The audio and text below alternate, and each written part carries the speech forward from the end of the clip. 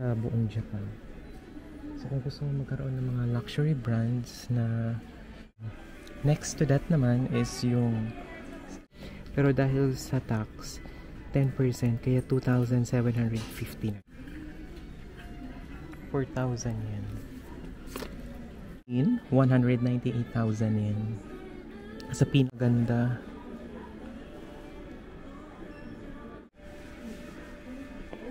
That's the closer look. Dito tayo sa Luzan yen. Sa pinakataas naman niya, it's 50. Yan, ang daming mga Louis Vuitton dito na guys. Ito naman medium naman yung size niya. Ito naman 130,000 yen. Guys, andito tayo sa bargain naman ng mga Coach pa. Pang lalaki siya. Naka-zoom lang kasi nag-flicker yung screen ko ng pagre-record. Balenciaga wallet, 16,000.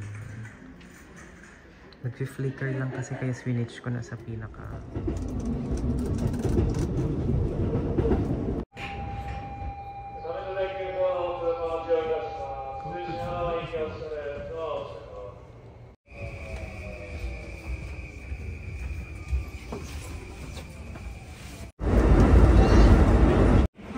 Good morning everyone, it's Dayan again and welcome back for another vlog here in our YouTube channel.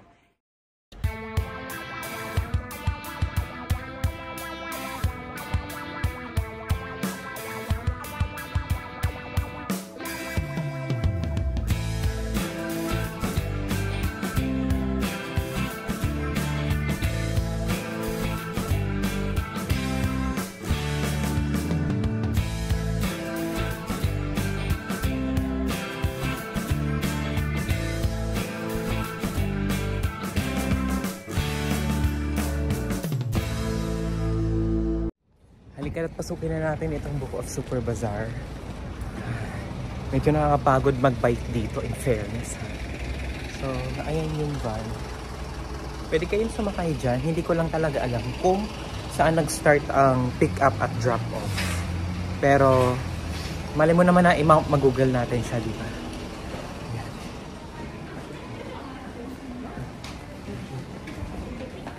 Guys, we made it to the luxury items here at Book of Tama City. Ang gagawin natin is titingnan natin yung mga prices of course at syempre kung magkano ba ang conversion ng peso to yen, yen to peso.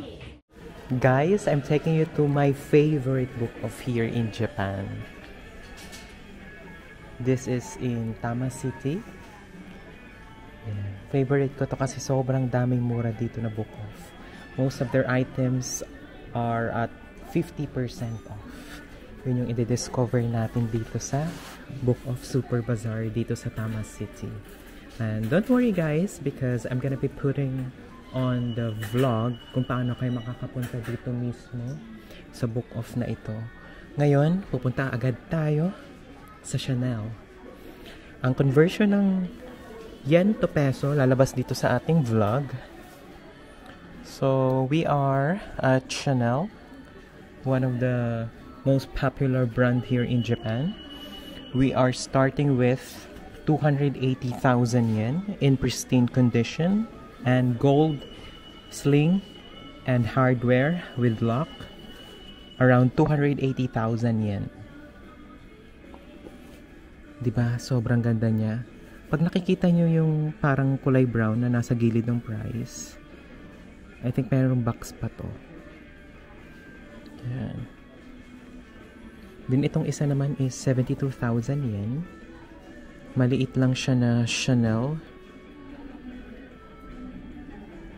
72,000. Next to that naman is yung 198,000 yen. Golden yung sling niya. In very good condition. Very pristine. 198,000 yen. Sa pinakababa, ito is purse, 80,000 yen. Ayan. Yan yung pinaka malapitan na details. So, i-zoom din natin to guys para alam nyo kung gaano siya kaganda.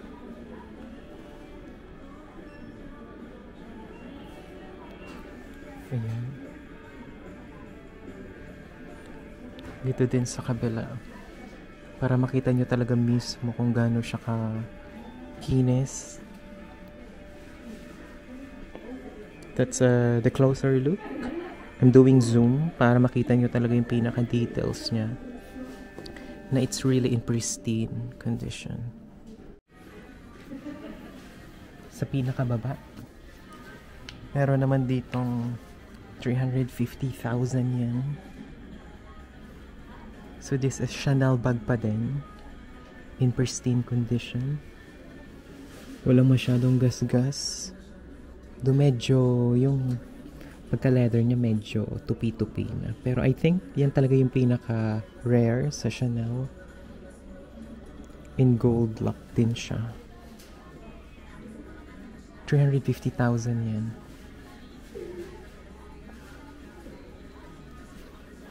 Zoom natin para makita nyo yung details. That's 350,000 yen. Itong vlog natin dito sa Book Off, I think 5-part to. Isa-isa ko siyang i-upload. Nandito tayo sa pinaka-luxury items. So, pag halimbawa, pupunta kayo dito, nasa 4th floor po ito. Pinaka-last floor. And then, meron tayo ditong elevator. Pinutin nyo lang yung 4th. And then, ito na talaga yung bubungad sa inyo. Mga luxury items na agad. Yan. So, this is Chanel bag.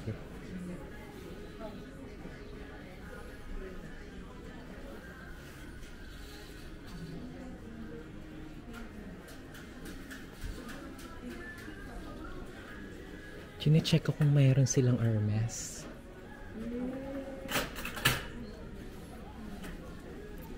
Next to Chanel is Christian Dior.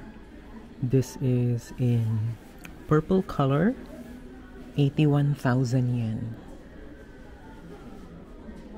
Ayan yung pinaka-details niya ng bag.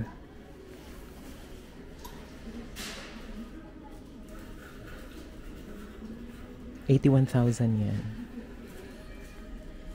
Dito naman sa pinaka-rare na kulay naman ng Christian Dior, it's 130,000 yen. Diba? In pristine condition. Yung mga lock niya, tsaka yung mismong sling, walang gasgas. Sobrang ganda. Tingnan nyo. Diba? Walang gasgas. In pristine condition talaga siya. So, ang Book Off kasi isa sa pinakamalaking thrift shop dito sa Japan. Nagkalat to sa buong Japan. So, kung gusto mo magkaroon ng mga luxury brands na in affordable price, much better na punta ka dito sa Book Off. Uy. And dito naman tayo sa mga Louis Vuitton bag.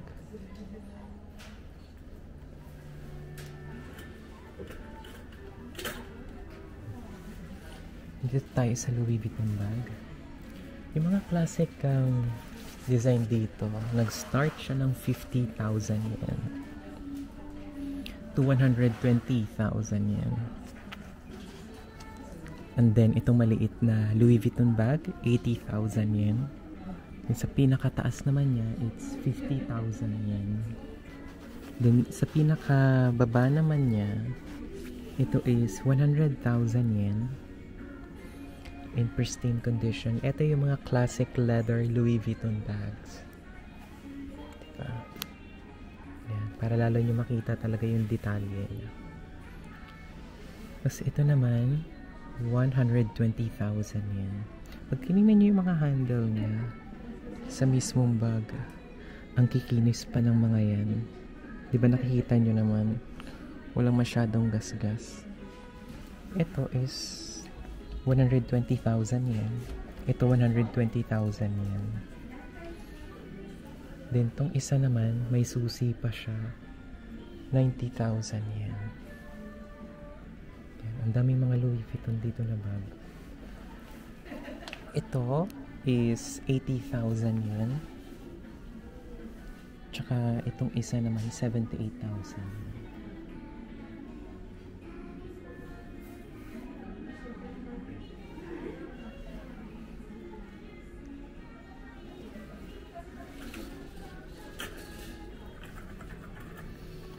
Meron tayo dito mga Louis Vuitton na mga bagong model, very classic.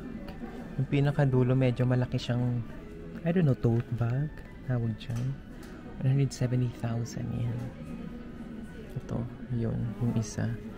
Then ito yung tabi niya. Ito kasi medyo large yung size. Ito naman medium naman yung size niya. 130,000 yan. So ang Louis Vuitton kasi dito sa Japan, very common lang siya na talagang bag. May mga nakikita nga ako dito. Pumapasok lang sa convenience store, tapos nagtitry naka Louis Vuitton sila na bag. 120,000 yen for this one. And then ito naman 130,000 yen.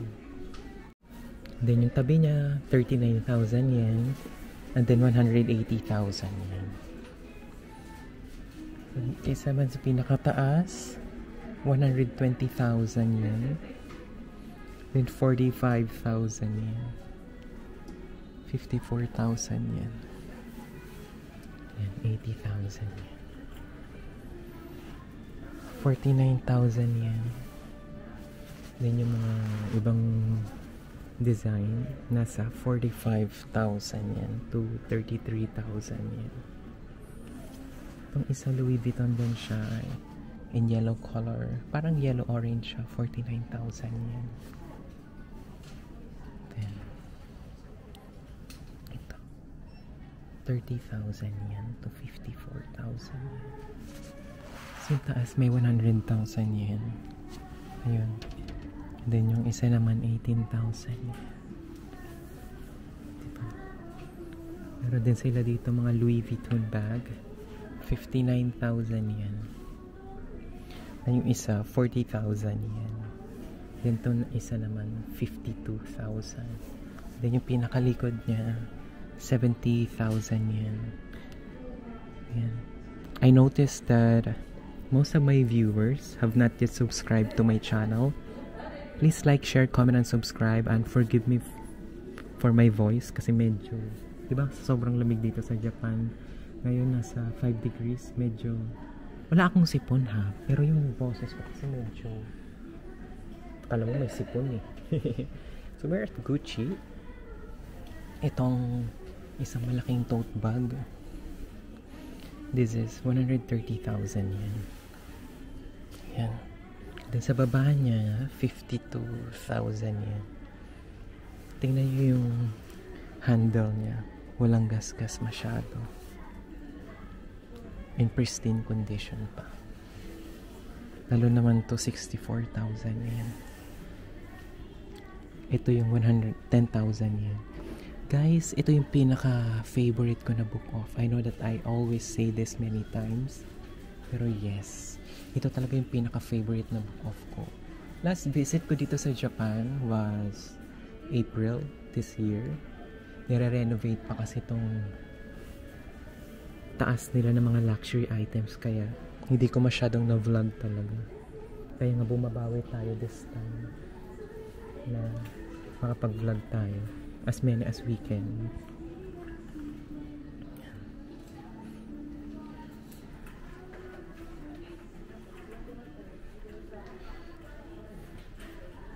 So may mga Louis Vuitton bag pa din doon. Mamaya dyan naman tayo sa mga watches. Pag halimbawa, ito is part 2 na yan. Para nakikita nyo. Guys,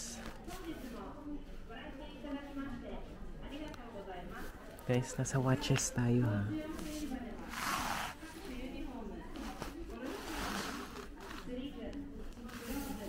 So ito 43,000 yan. Tapos 33.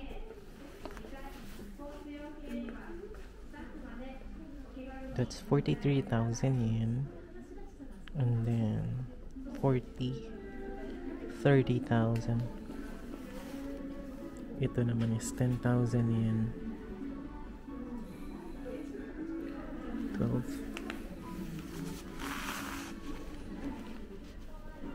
Yung iba dito 7,000 lang. Ang ganda ko yun ng mga relo dito. 7,000 yen lang. Elgin. Yung iba kasi hindi ko na alam yung brand eh.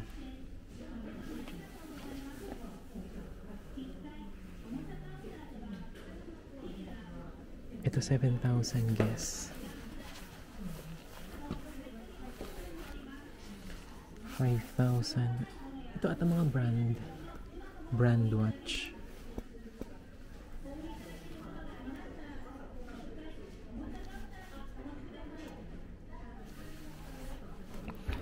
May 5,000. Yan. 4,000. May relo ka na dito, may 4,000 ka lang. 4,000 yen. Furla 5,000.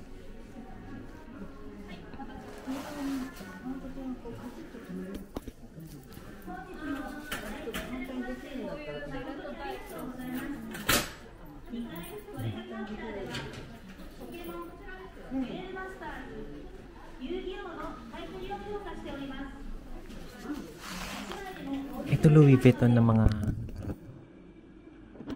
ano pa pala dito? Mga purses.